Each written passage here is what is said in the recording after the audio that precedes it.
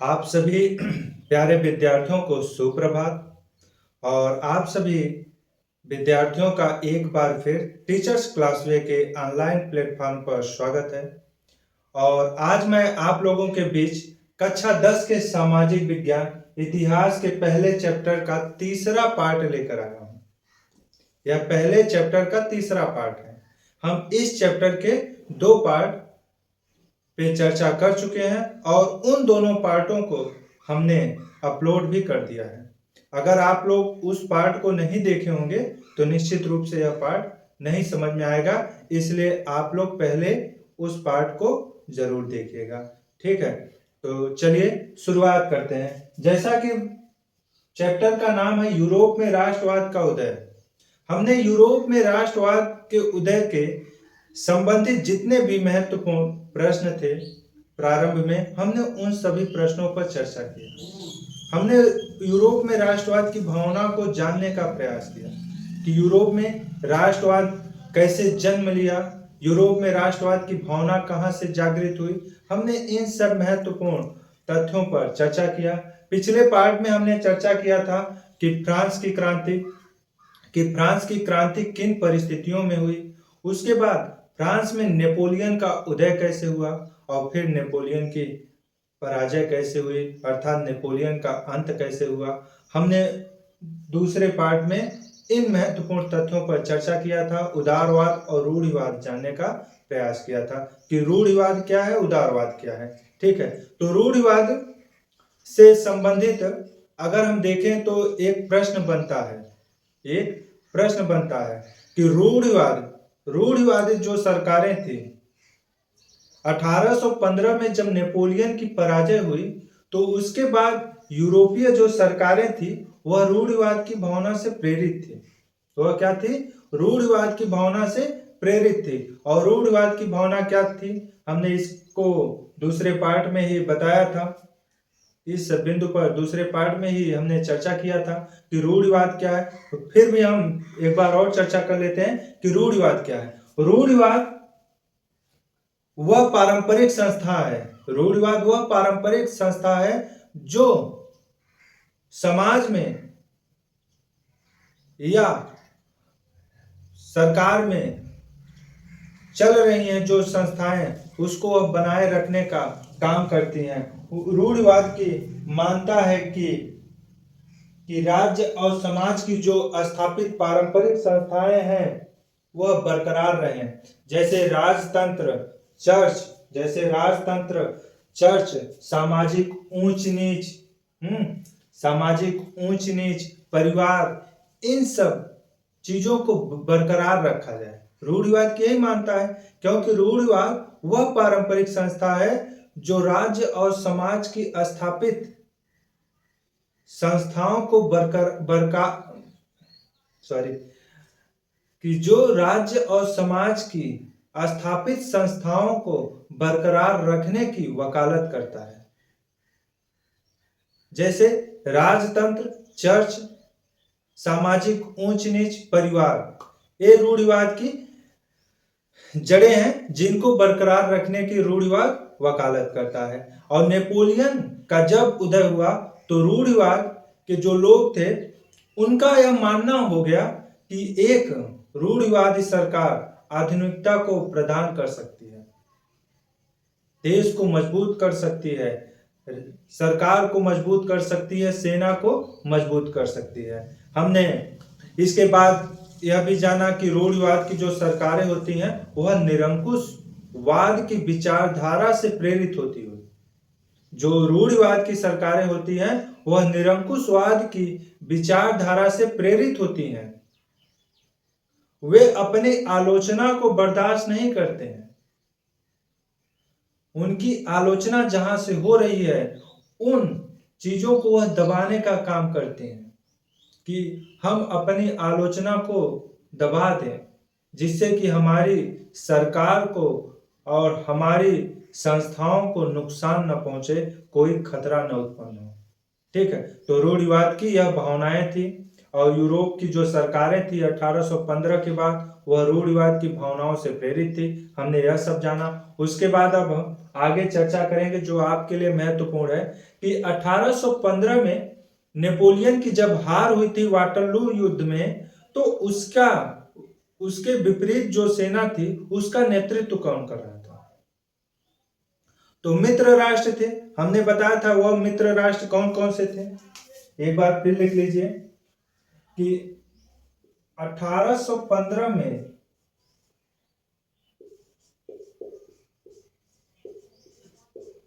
Napoleon को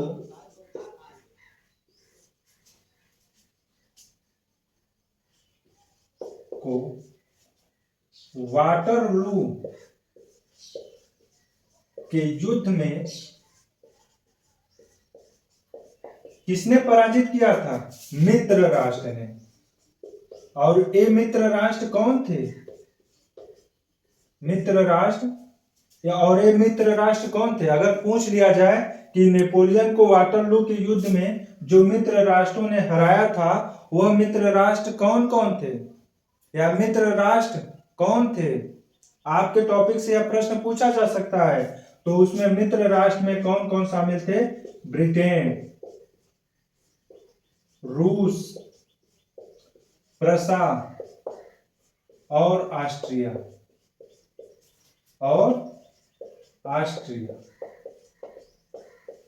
ये मित्र राष्ट्र थे। मित्र के युद्ध में मित्र राष्ट्रों ने हराया था। इतना क्लियर है? इतना तो हम जानते हैं कि कक्षा 9 से ही पढ़ते आ रहे हैं कि 1815 में नेपोलियन की हार हुई थी और वह हार वाटरलू के युद्ध में हुई थी, जिसकी तुलना जिसे समुद्रगुप्त से ऊंचा योद्धा बताया जाता है उसकी हार वाटरलू के युद्ध में हुई थी। और किसने हराया था? मित्र राष्ट्रों ने हराया था। और वे मित्र राष्ट्र कौन कौन थे?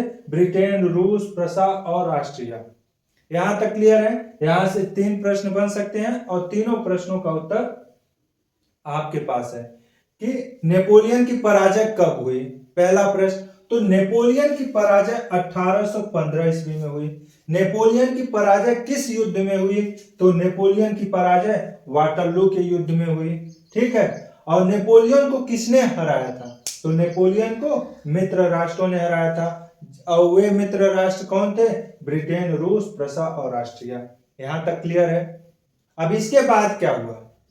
इसके बाद क्या हुआ कि जब नेपोलियन की हार हो गई तो उसके बाद यूरोप में स्थिरता बरकरार रखने के लिए, स्थिरता बनाए रखने के लिए, शांति बनाए रखने के लिए एक सम्मेलन किया गया जिसे हम वियना सम्मेलन के नाम से जानते हैं। तो वियना सम्मेलन क्या था? 2 लाइन में लिख लीजिए, वियना सम्मेलन, वियना कांग्रेस। ठीक, कि वियना सम्मेलन क्या था और इसकी अध्यक्षता किसने किया था? यहां से जो प्रश्न बन सकता है वो यही बन सकता है कि वियना सम्मेलन की अध्यक्षता किसने की थी या इसकी मेजबानी किसने की थी। तो लिखिए इसमें कि वियना सम्मेलन, इसकी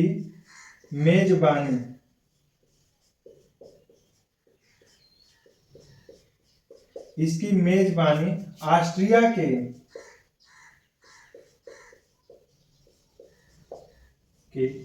चांसलर, ऑस्ट्रिया के चांसलर ड्यूक मैटरनिक ने किया था। बहुत ही महत्वपूर्ण प्रश्न है यह। मैटरनिक ने किया था। यह प्रश्न पूछा जाता है चूंकि आपका बोर्ड एग्जाम है तो आप में यह प्रश्न पूछा जाएगा कि वियना सम्मेलन की मेजबानी किसने किया था या वियना सम्मेलन की अध्यक्षता किसने की थी। तो वियना सम्मेलन की अध्यक्षता ऑस्ट्रिया के चांसलर ड्यूक मैटरनिक ने किया था। किसने किया था? ड्यूक मैटरनिक ने किया था। यह बहुत ही महत्वपूर्ण प्रश्न है।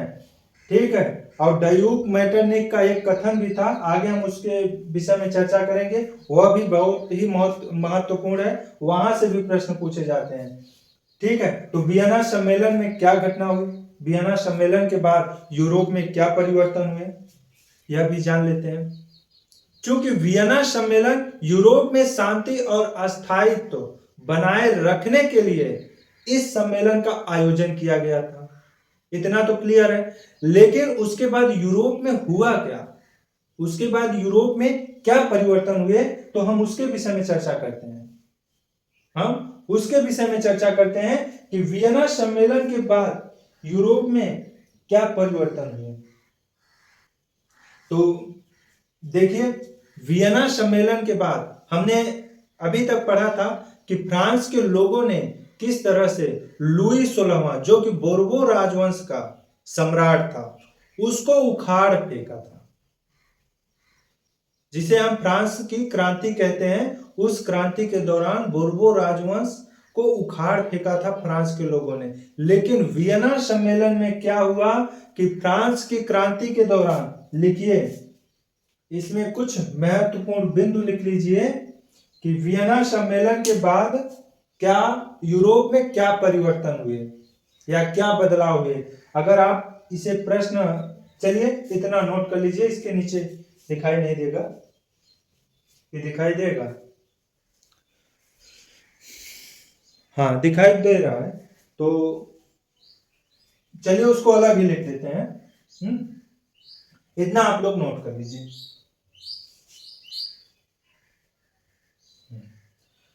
तो वियना सम्मेलन के बाद क्या हुआ था कि वियना सम्मेलन के बाद जो फ्रांस की क्रांति के दौरान बोर्बो राजवंश को उखाड़ फेंका गया था, उसे बहाल किया गया। वियना सम्मेलन से यही बोर्बो राजवंश को यही एक लाभ प्राप्त हुआ कि उसकी सत्ता की वापसी हो गई, जिसके लिए वह तरह तरह के रणनीति अपना रहा था, उसकी सत्ता में वापसी हो गई वियना सम्मेलन से। और वियना सम्मेलन की मेजबानी किसने किया था, ड्यूक मेटरनिक ने किया था। यहां तक क्लियर है। इसके बाद अब हम वियना सम्मेलन के बाद यूरोप में क्या परिवर्तन हुए उसके विषय में चर्चा करते हैं, क्योंकि प्रश्न यहां से भी पूछा जा सकता है। आपका बोर्ड परीक्षा है, तो पेपर बनाने वाले किस लेवल तक जा सकते हैं उसका आप अनुमान नहीं लगा सकते। तो जितने भी महत्वपूर्ण बिंदु हैं, हमें सारे महत्वपूर्ण बिंदुओं को पढ़ना है, उस पर हमें चर्चा करना है और उसे नोट भी करना है। तो अगर आप इस सिद्धांत का पालन करेंगे तो निश्चित रूप से 100 में 100 मार्क्स लाएंगे। ठीक है, तो चलिए अब हम जानते हैं कि वियना सम्मेलन, हेडिंग अगर आप डालना चाहें तो डाल लीजिए कि वियना सम्मेलन के बाद, वियना सम्मेलन के पश्चात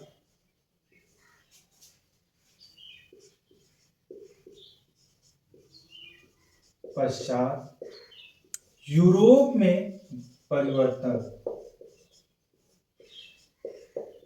या बदलाव।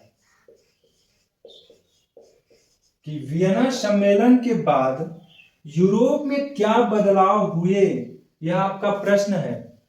अभी तक तो हमने जाना कि वियना सम्मेलन का आयोजन किया गया, उसकी अध्यक्षता ड्यूक मेटरनिक ने किया था। लेकिन वियना सम्मेलन के पश्चात यूरोप में क्या परिवर्तन हुए, तो सबसे पहला पॉइंट लिखिए कि फ्रांस की क्रांति के दौरान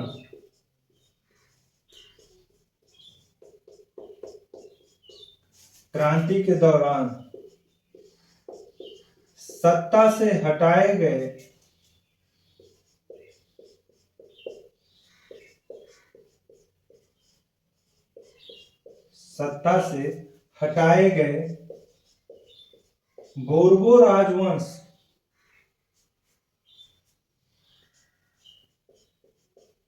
बोर्बो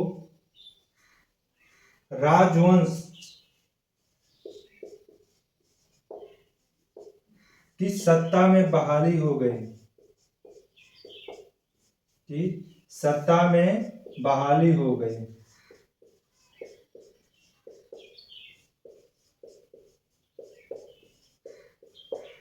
दुनिया कदम बढ़ाने के बाद आगे चलती है, लेकिन यूरोप में क्या था कि 18वीं 19वीं जो सदी था उसमें यूरोप के जो लोग थे वे बार बार आगे पीछे हो रहे थे, 2 कदम आगे 3 कदम पीछे, इस तरह की रणनीति चल रही थी। अब जैसे देखिए कि चूंकि एक निरंकुश सरकार था, एक निरंकुश सम्राट था, लुई 16वां बोर्बो राजवंश का था, उसको फ्रांस के लोगों ने कितने मुश्किल से सत्ता से हटाया, कितने बलिदानों के बाद उसे सत्ता से हटाया। लेकिन हुआ क्या कि जब वियना सम्मेलन हुआ तो उसके पश्चात उसे फिर से सत्ता में वापसी ला दी गई,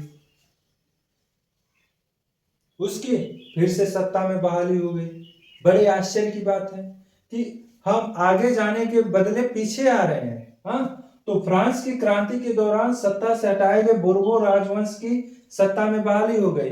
यह वियना सम्मेलन की पहली महत्वपूर्ण बात थी।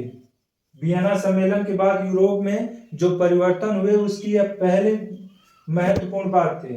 दूसरा क्या था कि नेपोलियन द्वारा जीते गए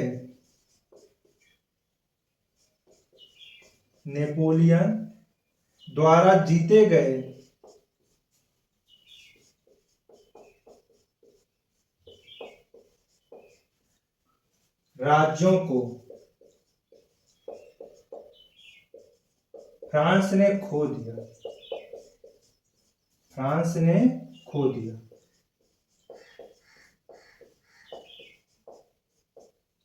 नेपोलियन जो कि फ्रांस का सम्राट था, 1804 ईस्वी में फ्रांस का सम्राट बना और नेपोलियन द्वारा जीते गए राज्यों को फ्रांस ने खो दिया। हाँ, और उसके बाद अगला जो बिंदु था, क्योंकि फ्रांस उस समय यूरोप में सबसे ताकतवर था, तो फ्रांस अपनी सीमाओं का विस्तार न कर सके, इसलिए लिख लीजिए कि फ्रांस अपनी सीमाओं का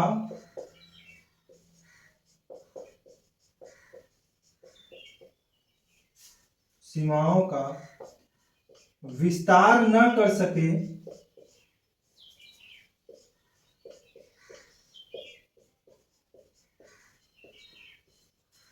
इसलिए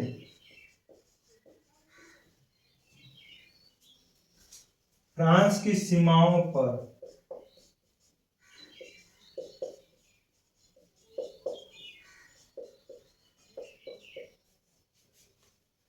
अनेक राज्य स्थापित किए गए।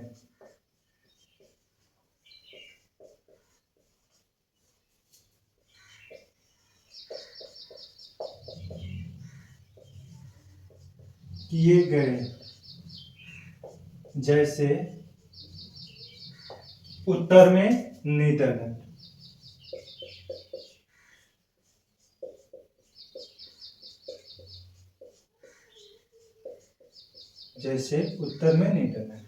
ठीक है। तो फ्रांस अपनी सीमाओं का विस्तार न कर सके, इसलिए फ्रांस की सीमाओं पर अनेक राज्य स्थापित किए गए, जैसे उत्तर में नीदरलैंड। ठीक है, यहां तक क्लियर है। अभी 1-2 पॉइंट और लिखाने हैं इसमें, आप लोग इतना नोट कर लीजिए, उसको हम आगे लिखा देंगे, क्योंकि नीचे आप लिखेंगे तो दिखाई नहीं देगा। ठीक है, तो यहां तक क्लियर है कि फ्रांस की क्रांति के दौरान सत्ता से हटाए गए बोर्बो राजवंश की सत्ता में बहाली हो गई वियना सम्मेलन के पश्चात। हाँ, नेपोलियन द्वारा जीते गए राज्यों को फ्रांस ने खो दिया। उसके बाद फ्रांस अपनी सीमाओं का विस्तार न कर सके, इसलिए फ्रांस की सीमाओं पर अनेक राज्य स्थापित किए गए, जैसे उत्तर में नीदरलैंड। ठीक है, तो इतना क्लियर है। एक प्रकार से यह सम्मेलन फ्रांस के लिए जंजीर था, फ्रांस की ताकतों को बांधने वाला यह जंजीर था, और इस सम्मेलन के बाद फ्रांस ही सबसे मुख्य बिंदु था कि फ्रांस की ताकत को कैसे कम किया जाए, फ्रांस को कैसे रोका जाए। हाँ, इन्हीं सब बातों पे चर्चा किया गया था वियना सम्मेलन में। तो इतना क्लियर है, इतना आप लोग नोट कर लीजिए। इसके बाद अभी 1-2 पॉइंट और है इसमें। एक दो पॉइंट और हैं, और वे पॉइंट क्या हैं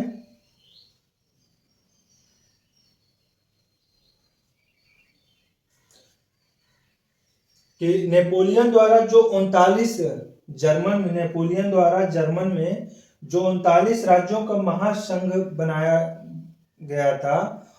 बनाया था उसे बरकरार रखा गया। हालांकि पोलैंड का एक हिस्सा रूस को दे दिया गया। तो इतने आगे पॉइंट है, अगर आप चलिए हम लिख देते हैं।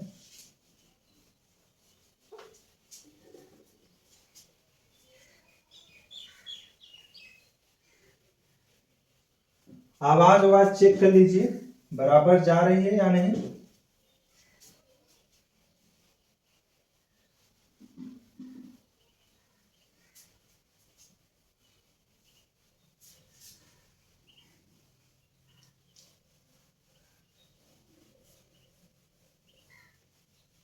चलिए, अब इसके बाद क्या हुआ था कि नेपोलियन द्वारा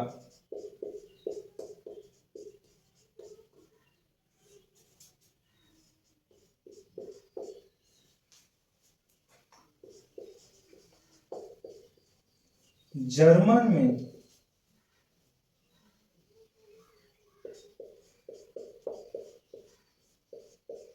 जीते गए 39 राज्यों के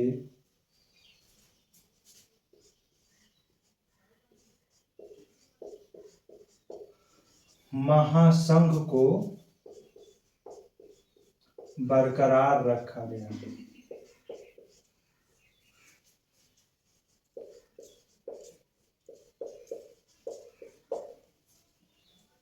ठीक है, तो क्या हुआ कि नेपोलियन द्वारा जो जर्मन में जीते गए 39 राज्यों का जो संघ था, महासंघ था, उसको बरकरार रखा गया। यह वियना सम्मेलन में हुआ था। उसके बाद पोलैंड का एक हिस्सा रूस को दे दिया गया।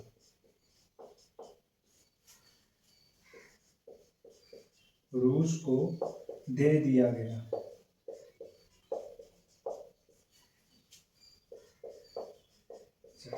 यहां तक क्लियर है? ठीक है, तो वियना सम्मेलन के पश्चात यूरोप में क्या बदलाव हुए थे, हमने उन महत्वपूर्ण बिंदुओं पर चर्चा कर चुके हैं। आपका लघुत्तरीय प्रश्न में पूछा जा सकता है।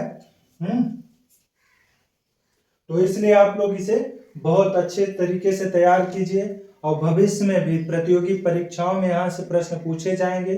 ठीक है, हाँ, कि नेपोलियन द्वारा जो जर्मन में जीते गए 39 राज्यों का जो महासंघ था उसको बरकरार रखा गया, और पोलैंड का एक हिस्सा रूस को दे दिया गया। इतना क्लियर है? यहाँ तक नोट कर लीजिए। इसके बाद अब हम चर्चा करेंगे कि रूढ़िवादी व्यवस्थाओं ने जब भी अपनी ताकत को और मजबूत बनाने की कोशिश की, तब यूरोप के अनेक क्षेत्रों में उदारवाद और राष्ट्रवाद को क्रांति से जोड़कर देखा जाने लगा। कि रूढ़िवादी जो सरकारें थी या संस्थाएं थी, वह अपनी ताकत को जब भी बढ़ाने का प्रयास किया, तो जो उदारवादी और राष्ट्रवादी जो भावनाएं थी उसको क्रांति से जोड़कर देखा जाने लगा। ठीक है, इतना है। उसके बाद अब हम चर्चा करेंगे इन्हीं कुछ महत्वपूर्ण बिंदुओं पर, और कुछ महत्वपूर्ण प्रश्न हैं, फिर उसके बाद इस पार्ट को समाप्त कर देंगे। हालांकि अभी इस चैप्टर का 2 से 3 पार्ट और बनेगा, क्योंकि यह चैप्टर बहुत ही लंबा है और बहुत ही महत्वपूर्ण है। तो चलिए अब आगे अब हम चर्चा करते हैं।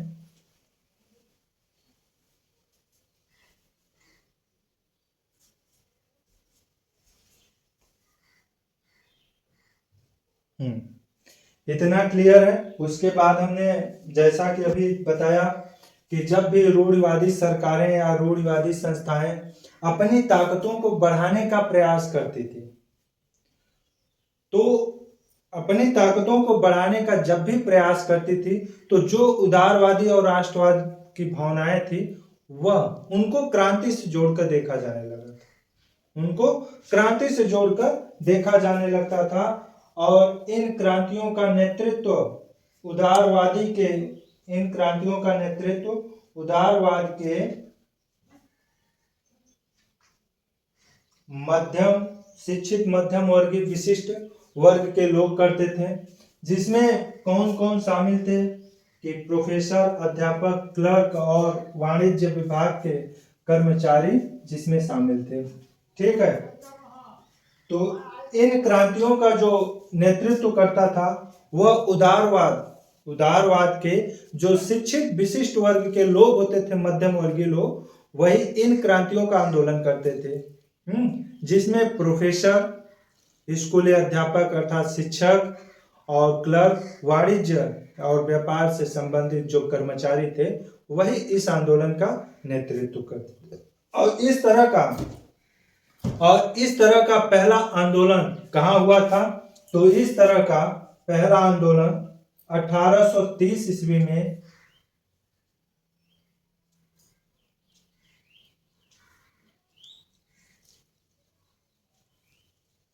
इस तरह का प्रथम विद्रोह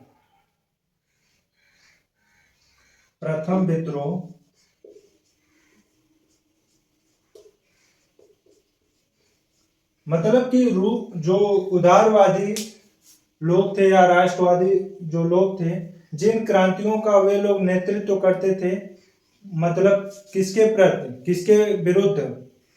रूढ़िवादी संस्थाओं के विरुद्ध। जो रूढ़िवादी संस्थाएं थी वे जो पारंपरिक चीजें हैं उसको बरकरार रखने की वकालत करती थी। तो उन संस्थाओं का विरोध करने के लिए जो उदारवादी और राष्ट्रवादी जो लोग थे उन्होंने प्रथम विद्रोह कहाँ किया था? तो यहां से आप ऐसे लिखिए, क्योंकि ऐसे समझ में नहीं आएगा, आप प्रश्न नहीं बना पाएंगे। तो यहां से लिखिए कि रूढ़िवादी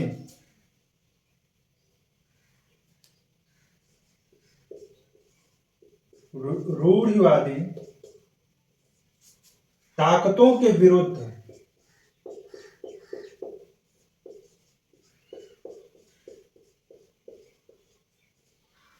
के विरुद्ध उदारवादी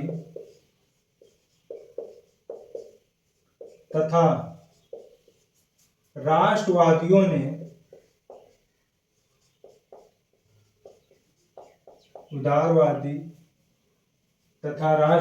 ने प्रथम विद्रोह कहां किया था? तो प्रथम विद्रोह फ्रांस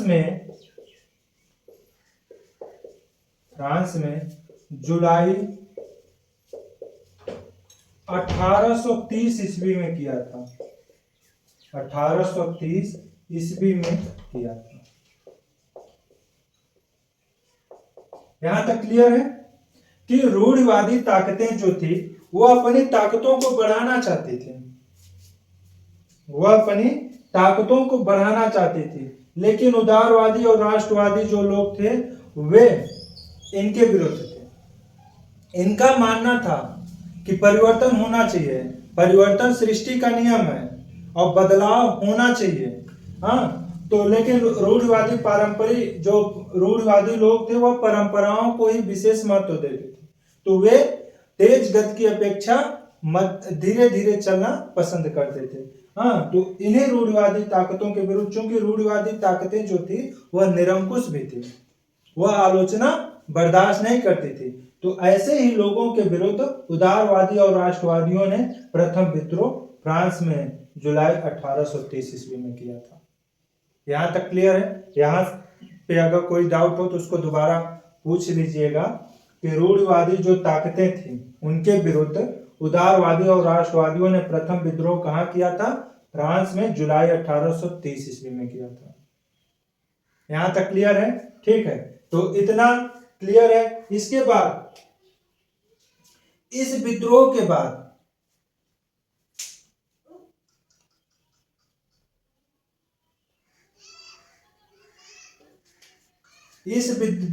बाद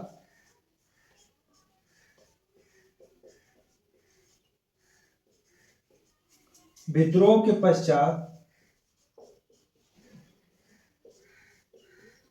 बोर्बो राजवंश को उखाड़ फेंका गया।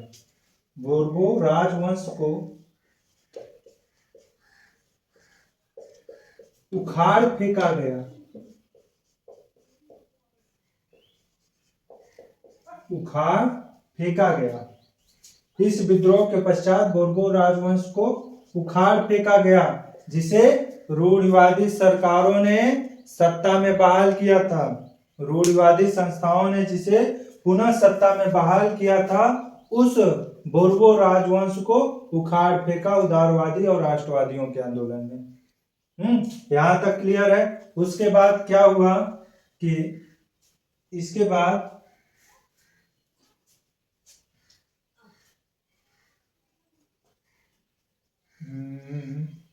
बाद इनकी जगह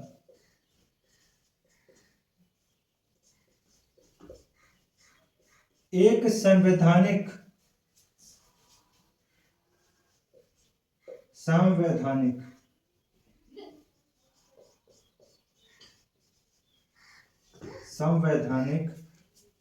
राजतंत्र की स्थापना की गई।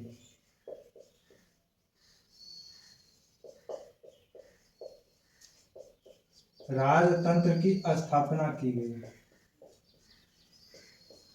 जिसकी अध्यक्षता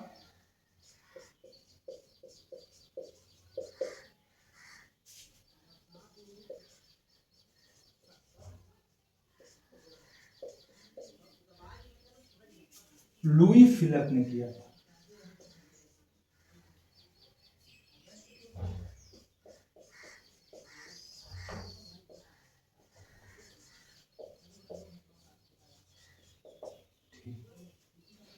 कि इसकी जगह एक संवैधानिक राजतंत्र की स्थापना की गई। हाँ, जो विद्रोह उदारवादियों और राष्ट्रवादियों का जो विद्रोह था रूढ़िवादी ताकतों के विरुद्ध, या जो आंदोलन था, उसकी शुरुआत फ्रांस से किया गया। कब? 1830 ईस्वी में। और इस विद्रोह के पश्चात बोर्बो राजवंश को उखाड़ फेंका गया, क्योंकि फ्रांस में इसी राजवंश से दिक्कत थी, क्योंकि यह निरंकुशवाद था, यह निरंकुश राजवंश था।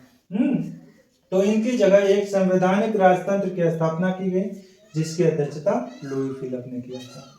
जिसकी अध्यक्षता किसने किया था? लुई फिलिप ने किया था। अब यहां से प्रश्न जो बन सकता है वो यही बन सकता है कि रूढ़िवादी ताकतों के विरुद्ध किसने आंदोलन किया था? 19वीं शताब्दी में या 19वीं सदी में रूढ़िवादी ताकतों के विरुद्ध किसने आंदोलन किया था? तो उदारवादी और राष्ट्रवादियों ने। उदारवादियों और राष्ट्रवादियों ने रूढ़िवादी ताकतों के विरुद्ध विद्रोह कहां से प्रारंभ किया? तो फ्रांस से। कब प्रारंभ किया? जुलाई 1830 ईस्वी में। यहां तक क्लियर है। उसके बाद जो उदारवादी और राष्ट्रवादियों का जो विद्रोह था रूढ़िवादी ताकतों के विरुद्ध, उसके बाद क्या परिवर्तन हुए? तो उसके बाद बोर्बो राजवंश को उखाड़ फेंका गया। ठीक, उनकी जगह एक संवैधानिक राजतंत्र की स्थापना की गई, जिसकी अध्यक्षता लुई फिलिप ने किया था। कहिए तो अब यहीं पर इस पार्ट को कंप्लीट कर दें, और चूंकि वीडियो 30 से 35 मिनट का हो चुका है, हाँ 32-33 मिनट का हो चुका है, कहिए तो इसी पे समाप्त करें, और नहीं तो फिर अभी आगे और भी बिंदु हैं, हम उन पर चर्चा कर सकते हैं। चलिए कुछ और चर्चा कर लेते हैं, कुछ और महत्वपूर्ण बिंदुओं पर, फिर इस क्लास को समाप्त करते हैं। 45 मिनट की क्लास कम से कम करते हैं। ठीक है।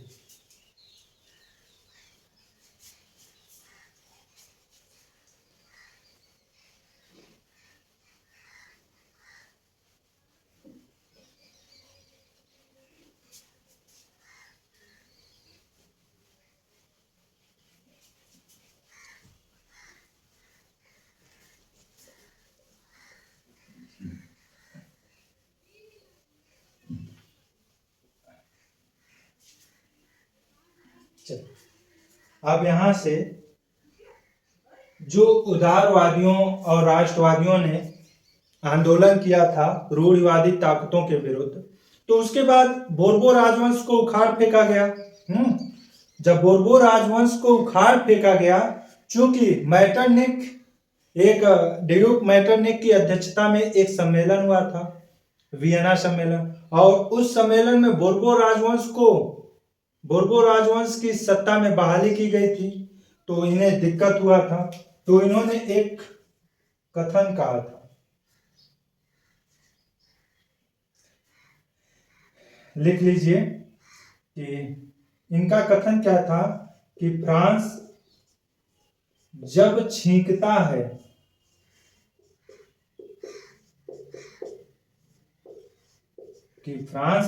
छींकता है तब सारे यूरोप को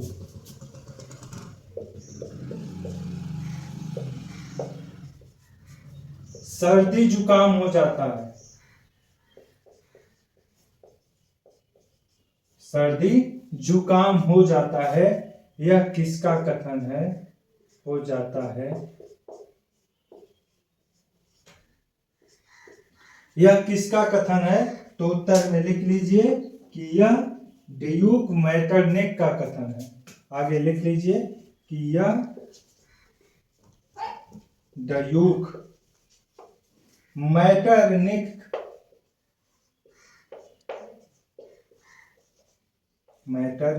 का कथन है।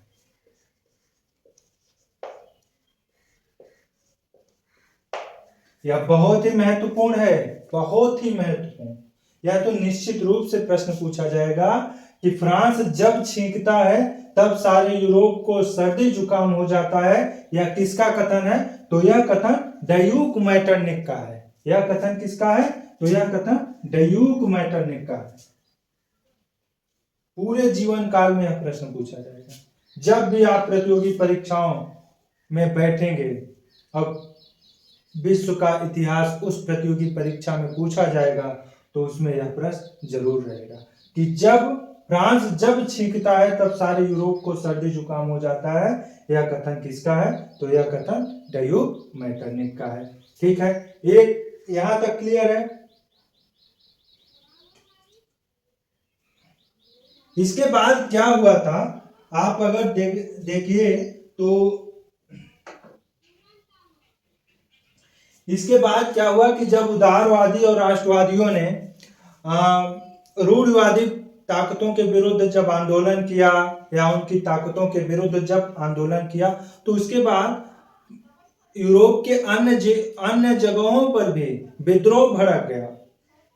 ब्रसेल्स में भी विद्रोह भड़क गया कि इस क्रांति से, लिख लीजिए कि इस क्रांति से ब्रसेल्स में विद्रोह भड़क गया।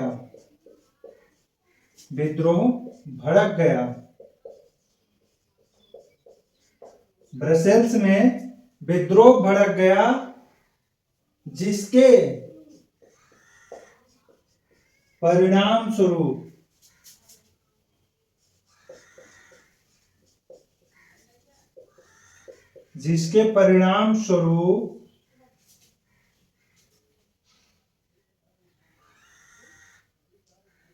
जिसके परिणाम स्वरूप यूनाइटेड किंगडम, इसको मोटे से लिख दें, यूनाइटेड किंगडम, मतलब जो यूके है, यूनाइटेड किंगडम नीदरलैंड से अलग हो गया।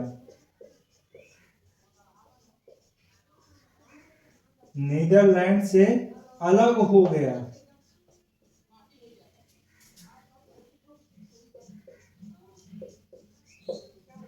इस क्रांति से जो क्रांति थी राष्ट्रवादियों और उदारवादियों की, तो उस क्रांति के बाद क्या हुआ था, आप इसे मत नोट कीजिएगा कि वियना सम्मेलन के पश्चात से हम संबंधित नहीं है,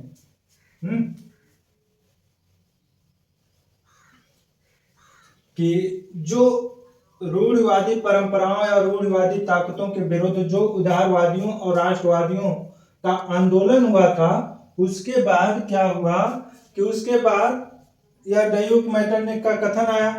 फिर इस क्रांति से ब्रसेल्स में भी विद्रोह भड़क गया, जिसके परिणाम स्वरूप यूनाइटेड किंगडम नीदरलैंड से अलग हो गया। और उसके बाद यूरोप के इतना नोट कर लीजिए। अब आगे हम चर्चा करते हैं, ठीक है, वह अलग प्रश्न है। चलिए, कि यूरोप के जो अभिजात वर्ग के लोग थे, हमने बताया था कि फ्रांस में 3 स्टेट थे, और तीनों स्टेट, प्रथम स्टेट मतलब पादरी वर्ग, और द्वितीय स्टेट मतलब कुलीन वर्ग, और तृतीय स्टेट मतलब कृषक वर्ग, जिसमें शिक्षित वर्ग के लोग भी आते थे।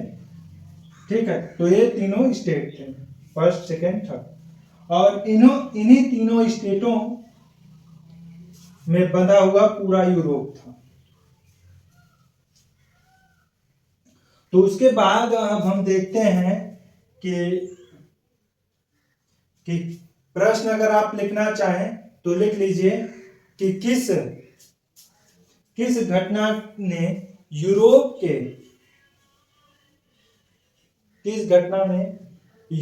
के अभिजात वर्गों में राष्ट्रीय भावना का संचार किया। किस घटना ने यूरोप के अभिजात वर्गों में राष्ट्रीय भावना का संचार किया? तो लिख लीजिए यहां से प्रश्न कि यूनान के स्वतंत्रता संग्राम ने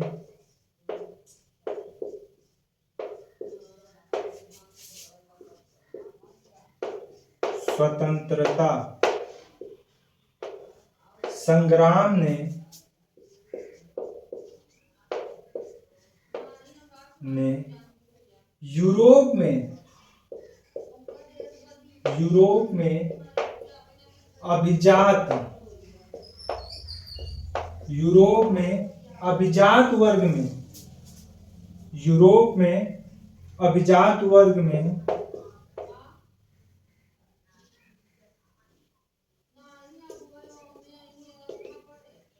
अभिजात वर्ग में राष्ट्रवाद की भावना को जागृत किया। अभिजात वर्ग में राष्ट्रवाद की भावना को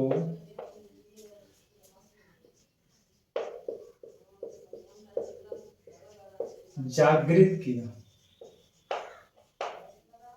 कि यूनान के जो स्वतंत्रता संग्राम था वह यूरोप में अभिजात वर्ग में राष्ट्रवाद की भावना को जागृत किया। कि यूरोप में, अब हमने प्रश्न लिखा है कि किस घटना ने यूरोप में अभिजात वर्ग में राष्ट्रवाद की भावना को जागृत किया? तो जो यूनान का स्वतंत्रता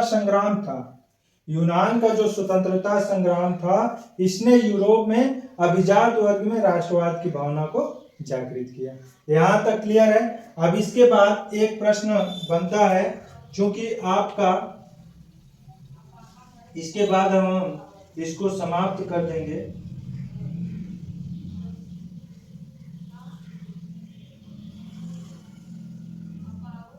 कि किस संधि ने, लिख लीजिए कि किस संधि ने यूनान को एक स्वतंत्र राष्ट्र की मान्यता दी?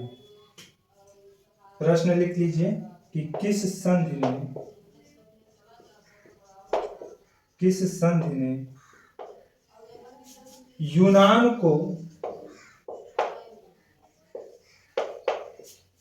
एक स्वतंत्र राष्ट्र की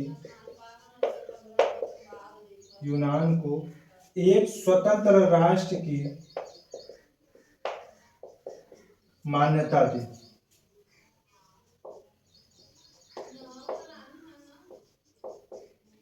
किस संधि ने यूनान को एक स्वतंत्र राष्ट्र की मान्यता दी?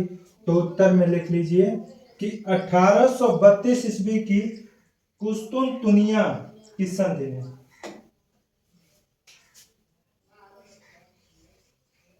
1832 ईस्वी की कुस्तुनतुनिया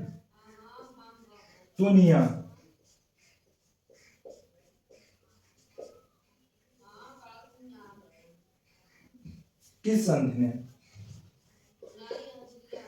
बस यहीं तक आज का पाठ हम यहीं पर समाप्त करते हैं कि किस संधि ने यूनान को एक स्वतंत्र राष्ट्र की मान्यता दी? तो 1832 ईस्वी की कुस्तुनतुनिया की जो संधि थी उसने यूनान को एक स्वतंत्र राष्ट्र की मान्यता दी। यूनान को एक स्वतंत्र राष्ट्र की मान्यता दी। यहां तक क्लियर है?